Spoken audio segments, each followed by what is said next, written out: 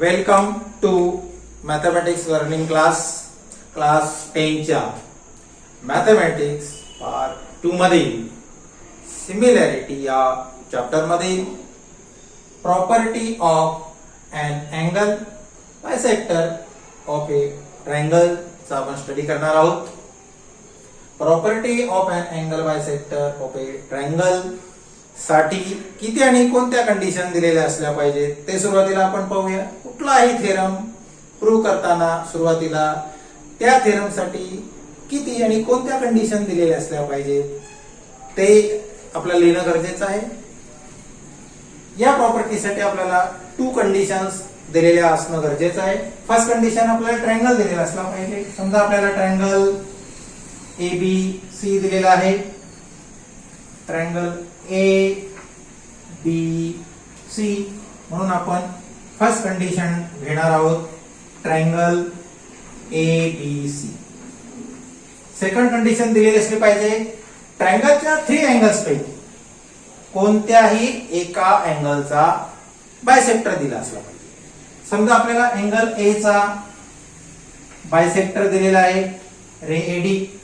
Second condition ray AD is a bisector. कोणाचा bisector आहे? is a bisector of angle BAC. of angle BAC. ह्या 2 condition जर आपल्याला दिलेल्या असतील तर property of an angle bisector of a triangle आपल्याला काय सांगते की हा बायसेक्टर ह्या अँगलच्या अपोजिट साइडला 2 पार्ट्स मध्ये डिव्हाइड करतो. कोणते कोणते पार्ट आहेत? पहिला पार्ट आहे BD आणि दुसरा आहे DC. आपण या दोघांचा रेशो घेऊया. BD upon DC is equal to आणि जे रिमेनिंग 2 साइड्स आहेत त्यांचा रेशो घेऊया. रिमेनिंग 2 साइड्स कुठले आहेत? BA आणि CA. त्यांचा रेशो घेऊया. BA आणि CA हे दोनही रेशो इक्वल असतात. Property of an angle bisector of a triangle आपल्याला काय सांगते? The bisector of an angle of a triangle. The bisector of an angle of a triangle. आता हा बायसेक्टर आहे कशावरून कळेल? जर आपण इथे सारख्या खुणा केल्या याचा अर्थ काय होतो की अँगल BAD आणि अँगल CAD हे दोघी कॉन्ग्रुएंट आहेत, दोघी इक्वल आहेत, म्हणूनच AD हा बायसेक्टर आहे. The bisector of an angle the bisector of an angle of a triangle divides the side कोणती side? opposite to the angle. ह्या अँगलच्या अपोजिट ही जी साइड आहे या साइडला तो डिवाइड करतो. कसा बघा? In the ratio of the remaining sides. ज्या साइड उरलेल्या आहेत त्याच्या रेशो बरोबर ती डिवाइड करते. म्हणजे अपोजिट साइड BC ला डिवाइड करते ती BD आणि DC मध्ये. मग BD अपॉन DC हा रेशो घेतला. हा रेशो कोणाबरोबर असतो? Of the remaining sides. Remaining साइडच्या रेशो बरोबर असतो. म्हणजे AB upon AC. AB upon AC. आपल्याला ज्या कंडिशन दिलेल्या होत्या त्या आपण गिव्हन मध्ये लिहिणार आहोत. गिव्हन आणि गिव्हनचे हे गिव्हन आपण जे प्रूव्ह करणार आहोत ते आपण टू प्रूव्ह मध्ये लिहिणार आहोत. आता आपल्याला विचार करायचा आहे की हे प्रूव्ह करण्यासाठी म्हणजेच property of an angle bisector of a triangle prove करण्यासाठी आपल्याला कोणत्या लॉचा, कोणत्या प्रॉपर्टीचा किंवा कोणत्या थेरमचा वापर करायचा आहे. आपण नेहमी लक्षात ठेवायचं आहे की ही प्रॉपर्टी जर आपल्याला प्रूव्ह करायची असेल, property of an angle bisector of a triangle जर आपल्याला प्रूव्ह करायची असेल तर बेसिक प्रोपोर्शनॅलिटी थेरमचा वापर करायचा आहे. ज्या प्रॉपर्टीचा, ज्या लॉचा किंवा ज्या थेरमचा आपल्याला वापर करायचा आहे त्यासाठीच्या ज्या कंडिशन्स आहेत त्या सर्व कंडिशन्स या फिगर मध्ये दिलेल्या असल्या पाहिजे. जर या फिगर मध्ये त्या कंडिशन दिलेल्या नसतील तर आपल्याला त्या ऍड करायला लागतील आणि त्या सर्व कंडिशन्स ज्या आपण ऍड करत आहोत ते आपल्याला कन्स्ट्रक्शन मध्ये लिहायला लागतील. मग बेसिक प्रोपोर्शनॅलिटी थेरम साठी आपल्याला कोणकोणत्या कंडिशन्स आवश्यक असतात? ज्यावेळेला आपण बेसिक प्रोपोर्शनॅलिटी थेरमचा स्टडी केला त्यावेळेला आपण पाहिले की कोणत्या कोणत्या कंडिशन पाहिजे असतात. आपल्याला ट्रायंगल दिलेला असला पाहिजे. ट्रायंगलच्या 3 साइड्स पैकी कोणत्याही वन साइडला पॅरलल असलेली लाईन दिलेली असली पाहिजे आणि ती रिमेनिंग 2 साइड्सना 2 डिस्टिंक्ट पॉइंट मध्ये इंटरसेक्ट करत असली पाहिजे. मग या 3 कंडिशन त्यामध्ये आहेत का पाहूया. ट्रायंगल आहे का, ट्रायंगलच्या वन साइडला पॅरलल असलेली लाईन आहे का आणि ती रिमेनिंग 2 साइड्सना 2 डिस्टिंक्ट पॉइंट मध्ये इंटरसेक्ट करते का. ट्रायंगल आहे पण ट्रायंगलच्या कुठल्याही साइडला पॅरलल असलेली लाईन इथे दिलेली नाही, म्हणजे आपल्याला बेसिक प्रोपोर्शनॅलिटी थेरम साठीच्या ज्या कंडिशन्स आहेत त्या फिगर मध्ये दिलेल्या नाही.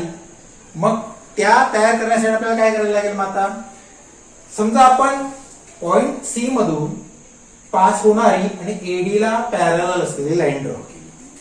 आपला प्रयत्न असणार आहे एखादा असा ट्रायंगल बनतो का की त्या ट्रायंगलच्या वन साइडला एखादी लाईन पॅरलल असेल, हा आपला प्रयत्न आहे. आपण काय करतोय, ह्या ट्रायंगलचा जो व्हर्टेक्स सी आहे या सी मधून पास होणारी आणि एडी ला पॅरलल असणारी लाईन आपण ड्रॉ करूया. बघूया काय होतं ते. या पद्धतीने आपण ही लाईन ड्रॉ केली. आता ही लाईन ड्रॉ केली परंतु कोणत्याही प्रकारचा ट्रायंगल आपल्याला इथे तयार झालेला दिसत नाही की त्याच्या एका साइडला कोणती तरी लाईन पॅरलल असेल. आपण काय करूया, रे बी ए एक्सटेंड करूया. समजा रे बी ए आपण एक्सटेंड केला आणि तो आधीच्या लाईनला ई मध्ये इंटरसेक्ट करतो. आता मात्र आपल्याला ट्रायंगल मिळाला, ट्रायंगल ई बी सी. याने ट्रायंगल ई बी सी च्या ईसी या साइडला एडी ही लाईन पॅरलल आहे आणि रिमेनिंग ज्या 2 साइड्स आहेत ईबी आणि सीबी यांना 2 डिस्टिंक्ट पॉइंट दोघे वेगवेगळ्या पॉइंट मध्ये ती इंटरसेक्ट करते. म्हणजे बेसिक प्रोपोर्शनॅलिटी थेरम साठी ज्या कंडिशन्स हव्या होत्या त्या कंडिशन्स आता आपल्याला मिळाल्या. फिगर मध्ये नव्हत्या, आपण त्या ऍड केल्या म्हणून आपण ते सर्व कन्स्ट्रक्शन मध्ये लिहिणार आहोत. कन्स्ट्रक्शन काय काय कन्स्ट्रक्शन आपण केलेलं आहे ते सर्व आपण यात नोट करणार आहोत. पहिल्यांदा आपण काय केलं, पॉइंट सी मधून लाईन एडी ला पॅरलल असलेली लाईन ड्रॉ केली. म्हणजे आपल्याला draw a line parallel to कुणाला पॅरलल टू एडी आणि कुठून जाणारी parallel to AD and passing through C आणि सी मधून पास होणारी अँड पासिंग थ्रू सी मधून पास होणार. त्यानंतर काय केलं आपण, रे बी ए ला एक्सटेंड केलं, वाढवलं आपण रे बी ए ला. कुठपर्यंत वाढवलं, आधीच्या लाईनला इंटरसेक्ट करेपर्यंत. म्हणजे आपल्याला ते पण लिहायला लागेल, extend ray B A to. म्हणजे कशासाठी एक्सटेंड केला आपण, याला इंटरसेक्ट होण्यासाठी. म्हणजे to intersect the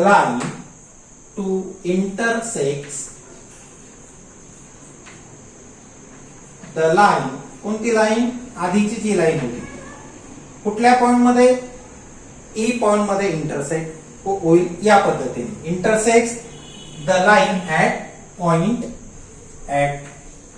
C, at point E मध्ये इंटरसेक्ट करेपर्यंत आपण एक्सटेंड केली. अशा पद्धतीने आपण कन्स्ट्रक्शन केलं. म्हणजे बेसिक प्रोपोर्शनॅलिटी थेरम आता आपल्याला इथे वापरता येणार आहे. आपल्याला जे प्रूव्ह करायचं आहे त्याच्यासाठीच्या ज्या स्टेप्स आहेत त्या आपण प्रूफ मध्ये लिहिणार आहोत. आपल्याला बेसिक प्रोपोर्शनॅलिटी थेरम वापरायचा आहे. त्यासाठी आपण ट्रायंगल घेणार आहोत, triangle E B C in triangle EBC. Basic proportionality theorem जर वापरायचा असेल तर एखाद्या साइडला पॅरलल असलेली लाईन असली पाहिजे. ती इथे आहे, AD parallel EC, AD parallel EC. आणि जर का ट्रायंगलच्या एका साइडला पॅरलल असलेली लाईन रिमेनिंग 2 साइड्सना 2 डिस्टिंक्ट पॉइंट मध्ये इंटरसेक्ट करत असेल तर ती लाईन काय करते, त्या 2 साइड्सना सेम प्रपोर्शन मध्ये डिवाइड करते. सेम प्रपोर्शन मध्ये डिवाइड करते म्हणजे कसं, BD upon DC is equal to BA upon A. BD upon DC is equal to BA upon A. म्हणून आपण ते लिहिणार आहोत, BD upon DC is equal to BA upon A. BA upon A. आता आपल्याला जे प्रूव्ह करायचं आहे त्यामध्ये बीडी अपॉन डीसी, इथे बीडी अपॉन डीसी म्हणजे आपल्याला पुढे लागणार आहे म्हणून याला आपण नंबर 1 देऊया. हे आपण कुणाचा आधार घेऊन लिहिलं आहे तर बेसिक प्रोपोर्शनॅलिटी थेरमचा आधार घेऊन आपण लिहिलंय म्हणून आपण रिझन देणार आहोत basic proportionality theorem. Basic proportionality theorem. आता आपल्याला जे प्रूव्ह करायचं आहे BD upon DC is equal to B upon C A, त्यातला काही भाग यात मिळाला का चेक करूया. लेफ्ट साइड आहे बीडी अपॉन डीसी आणि आपण जे मिळवलं आहे त्यात पण लेफ्ट साइड बीडी अपॉन डीसी सेम आहे. राईट साइड चा न्यूमरेटर बी ए, इथे पण बी ए. डिनॉमिनेटर बघूया, इथे सी ए आहे आणि इथे ए आहे. याचा अर्थ आपल्याला जे प्रूव्ह करायचं आहे त्यातला सी ए या ठिकाणी नाहीये, ए. जर का आपण एसी ने रिप्लेस केला, एसी किंवा सी ए ने जर रिप्लेस केला तर आपल्याला जे पाहिजे ते मिळणार आहे. मग आपला प्रयत्न काय असणार आहे की एसी हा एसी आणि हा ए हे दोघी इक्वल कसे दाखवता येतील. मग आपण फिगर मध्ये पाहूया ए कुठे आहे आणि सी ए कुठे आहे. एई हा ए आणि सी ए हा सी ए, आपल्याला हे दोनही इक्वल दाखवायचे. म्हणजे एई इक्वल टू एसी आपल्याला दाखवायचं आहे. ट्रायंगल एईसी च्या टू साइड्स आपल्याला इक्वल दाखवायचे आहेत, कॉमन दाखवायचे आहेत. आणि आपण कॉन्व्हर्स ऑफ आयसोसिलस ट्रायंगल मध्ये पाहिलं आहे की जर ट्रायंगलचे दोन अँगल कॉमन असतील, कोणते दोन अँगल, समजा हे दोन अँगल कॉमन असतील तर त्या अँगलचे जे अपोजिट साइड आहेत त्या सुद्धा कॉमन असतात. म्हणजे आपल्याला काय दाखवायला लागेल, ट्रायंगल एईसी चे दोन अँगल आपल्याला कॉमन दाखवावे लागते. पण कोणते अँगल, ज्या साइड आपल्याला कॉमन दाखवायचे त्याच्या अपोजिट अँगल्स आपल्याला कॉमन दाखवावे लागते. म्हणजे एई च्या अपोजिट अँगल एसीई म्हणजे हा, एसी च्या अपोजिट अँगल सीईए म्हणजे हा, हे दोन अँगल आपल्याला कॉन्ग्रुअंट दाखवायचे. आता आपल्याला अँगल बायसेक्टरची काही मदत होते का ते पाहूया. अँगल बायसेक्टरची मदत कशी होईल बघा. अँगल बीएसी चा रे एडी बायसेक्टर आहे, याचा अर्थ अँगल बीएसी चे रे एडी काय करतो, दोन सारखे भाग करतो. Angle BOD congruent with angle CAD. Now angle BAD congruent with angle CAD. Angle BAD congruent with angle CAD. हे कशावरून लिहिलं आपण, आपल्याला दिलेला आहे की रे AD हा अँगल BAC चा बायसेक्टर आहे. गिवन कंडिशन 2 मध्ये आपल्याला दिलेले. हे पूर्ण लिहिण्याची गरज नाही, फक्त आपल्याला गिवन 2 असं लिहिलं तरी चालणार आहे. म्हणून आपण गिवनला जर नंबर दिले तर आपल्याला फायदा होतो. रिझन मध्ये फक्त गिवन आणि जी कंडिशन आपण वापरणार फर्स्ट सेकंड थर्ड जी असेल ती इथे नोट करायची आहे. आता आपल्याला हे दोन अँगल्स कॉन्ग्रुअंट मिळालेत. आपलं एम आहे की आपल्याला दोघी अँगल कसे कॉन्ग्रुअंट दाखवतो. आता आपण एक विचार करणार आहोत. कन्स्ट्रक्शन मध्ये आपण ईसी ही एडी ला पॅरलल घेतलेली आहे, त्याचा वापर कसा करता येईल हे आपण पाहूया. या दोनही लाईन्स पॅरलल आहेत, एडी आणि ईसी, आणि बीई ही त्याची ट्रान्सव्हर्सल आहे. म्हणजे आपल्याला कसं लिहिता येईल बघा. Now AD parallel to EC आणि बीई ही त्यांची ट्रान्सव्हर्सल आहे अँड बीई इज ट्रान्सव्हर्सल, ही त्यांची ट्रान्सव्हर्सल आहे. बघूया त्याचा काही वापर होतोय का. जर बी ही ट्रान्सव्हर्सल असेल, जर दोन लाईन पॅरलल असतील तर हे जे दोन अँगल आहेत, हा एक अँगल आणि हा एक अँगल, हे दोघी करस्पॉन्डिंग अँगल आहेत. ते दोघी कसे असणार आहेत मग कॉन्ग्रुअंट. दोन लाईन जर आपल्याला दिलेल्या असतील त्याचे ट्रान्सव्हर्सल जर दिलेले असेल आपल्याला तर होणारे जे करस्पॉन्डिंग अँगल असतात हे कॉन्ग्रुअंट केव्हा असतात, जर दोघी लाईन पॅरलल असतील तर. आणि दोघी लाईन पॅरलल आहेत म्हणजे त्याचा अर्थ हे दोन्ही अँगल हे कॉन्ग्रुअंट आहेत. म्हणजे angle BOD congruent angle CEA किंवा बीएडी आणि एईसी घेतलं तरी चालेल. बीएडी एईसी आणि त्याला रिझन आपल्याला देता येईल करस्पॉन्डिंग अँगल्स. ते दोघी करस्पॉन्डिंग अँगल आहेत म्हणून ते इक्वल आहेत. Corresponding angles. आता आपण हा अँगल ह्या अँगलशी कॉंग्रुएंट दाखवला, याचाच अर्थ काय होतो, हा जर आपण क्रॉसने दाखवला असेल तर हे आपण क्रॉसने दाखवू शकतो. आता ह्या टू लाईन्स पॅरलल आहेत आणि लाईन एसी ही ट्रान्सव्हर्सल आहे. ह्या टू लाईन्स पॅरलल आहेत आणि लाईन एसी ट्रान्सव्हर्सल आहे. ह्या ट्रान्सव्हर्सल मुळे हे जे टू अँगल्स फॉर्म झालेत, अँगल डीएसी आणि अँगल एसीई, हे दोघी अल्टरनेट अँगल आहेत. अल्टरनेट अँगल केव्हा कॉंग्रुएंट असतात, जर टू लाईन्स ह्या पॅरलल असतील, दोघी पॅरलल आहे म्हणून हे अल्टरनेट अँगल्स आहे कॉंग्रुएंट असतात. म्हणजे आपल्याला लिहायला लागेल line AD parallel to EC and AC is transversal. Also AD parallel to EC and कुठे ट्रान्सव्हर्सल घेतो आपण, AC, and line AC is transversal. line AC is transversal. आणि जर का असं असेल तर हे दोनही जे अल्टरनेट अँगल्स आहेत ते कॉंग्रुएंट असणार आहेत. म्हणजे angle DAC congruent with angle DAC congruent with angle ACE, angle ACE. आणि याला रिझन काय देता येईल, लाईन्स पॅरलल आहेत त्यामुळे हे जे अल्टरनेट अँगल आहेत ते कॉंग्रुएंट आहेत. रिझन असणार आहे अल्टरनेट अँगल्स. आपल्याला हा जो अँगल आहे अँगल डीएसी, हा अँगल एसीई बरोबर कॉंग्रुएंट आहे. मग हा जर क्रॉसने दाखवलाय तर हाही क्रॉसने दाखवता येईल, म्हणजे ते दोनही क्रॉसने दाखवता आले, म्हणजे दोन्ही अँगल इक्वल आहेत. सेकंड, याला सेकंड नंबर देऊया आपण, दोन्ही अँगल कॉंग्रुएंट आहेत, याला नंबर 2 देऊया. त्यानंतर हा अँगल या अँगलशी कॉंग्रुएंट झाला, नंबर 3 मध्ये हे नोट केलं आहे. त्याचप्रमाणे हा अँगल ह्या अँगलचे कॉंग्रुएंट आहे, त्याला आपण नंबर 4 देऊया. म्हणजे इक्वेशन 2 आपल्याला सांगतं की हे दोन अँगल कॉंग्रुएंट आहेत, इक्वेशन 3 सांगतं की हे दोन अँगल कॉंग्रुएंट आहेत, आणि इक्वेशन 4 सांगतं की हे टू अँगल्स कॉंग्रुएंट आहेत. याचा अर्थ हे दोनही अँगल कॉंग्रुएंट आहेत. Equation 2, equation 3 and equation 4, angle AEC congruent with angle ACE. म्हणजे आपल्याला ते लिहायला लागणार आहे.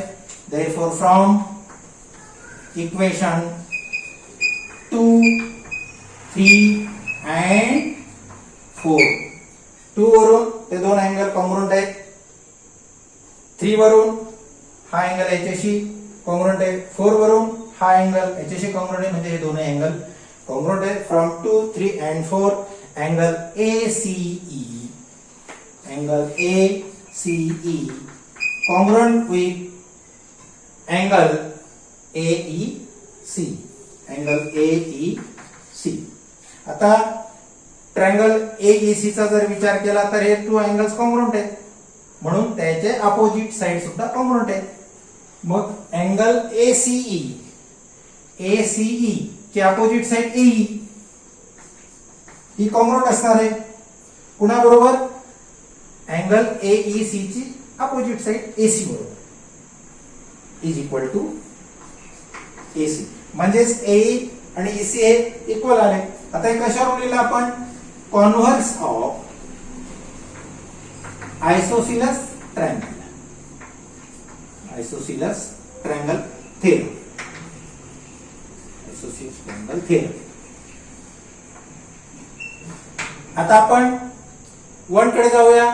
आपण हे सर्व काय केलं, आपल्याला जे प्रूव्ह करायचं होतं त्याचा डिनॉमिनेटर राईट साइडचा डिनॉमिनेटर C येत होता आणि इक्वेशन 1 चा डिनॉमिनेटर A येत होता.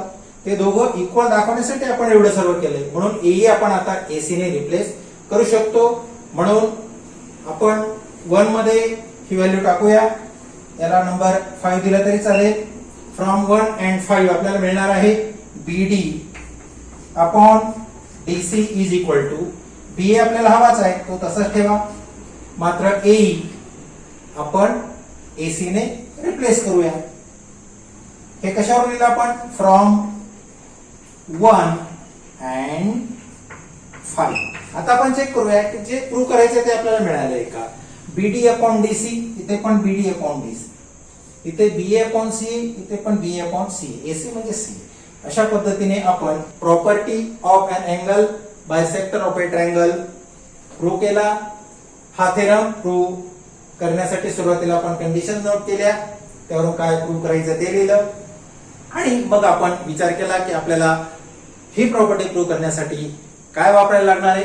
आपल्याला बेसिक प्रोपोर्शनॅलिटी थेरम वापरायचा होता आणि म्हणून बेसिक प्रोपोर्शनॅलिटी थेरम साठी आवश्यक ज्या कंडिशन्स आहेत त्या सर्व कंडिशन्स यात आहेत का चेक केल्या, त्या नव्हत्या म्हणून आपण कन्स्ट्रक्शन करून त्या कंडिशन्स याच्यात फुलफिल केल्यात आणि त्यानंतर मग बेसिक प्रोपोर्शनॅलिटी थेरमचा वापर करून हा ट्रायंगल ईबीसी आपण निवडला.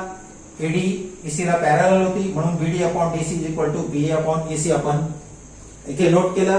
जे प्रूव्ह करायचे त्याची लेफ्ट साइड मिळाली. राईट साइडचा न्यूमरेटर हे सेम होता पण डिनॉमिनेटर मात्र वेगळा होता. ए आणि सीए हे दोन्ही कसे इक्वल होती याचा आपण विचार केला आणि ह्या दोन्ही साइड इक्वल दाखवण्यासाठी आपण हे दोन अँगल कसे त्याचे अपोजिट जे अँगल आहेत ते कसे इक्वल दाखवता येतील याचा प्रयत्न केला. आपल्याला अँगल बायसेक्टर दिलेला होता त्यावरून हे दोन अँगल आपण इक्वल दाखवले, त्याला इक्वेशन 2 दिलं. त्यानंतर ह्या टू साइड पॅरलल होत्या की त्यांची ट्रान्सव्हर्सल होती म्हणून एक करस्पॉन्डिंग अँगल इक्वल झाले, याला आपण इक्वेशन नंबर 3 दिलं.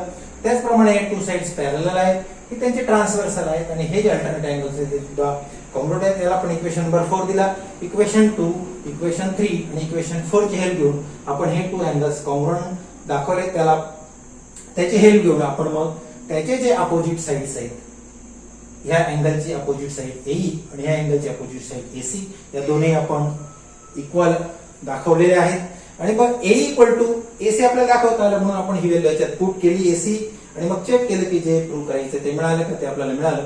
अशा पद्धतीने आपण property of an angle bisector of a triangle prove केला. थँक्यू.